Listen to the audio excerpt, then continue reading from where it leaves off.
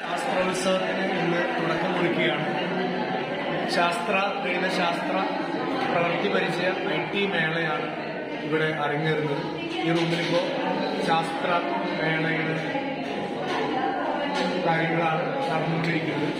ഇവിടെ സ്കിൽ മോഡലുണ്ട്, അതുപോലെ വർക്കിംഗ് മോഡലിന്റെ വർക്കുകൾ നടക്കുകയാണ്.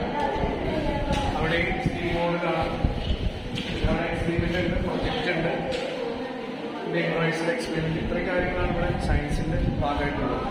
പിന്നെ അതുപോലെ അപ്പുറത്തെ റൂമിൽ സയൻസ് SS ഉണ്ട്, മാത്സ് ഉണ്ട്, IT ഉണ്ട്, താഴെ വർക്ക് എക്സ്പീരിയൻസ്.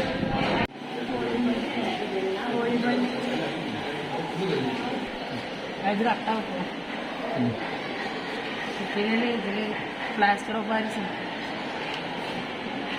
അത് 250 വലിയ ഗ്ലാസ് വെള്ളം 250 ഉള്ളത് പൊടി എന്നിട്ട് ആ കപ്പിൽ കൂട്ടിയിട്ട് ഇത് വയ്ക്കും.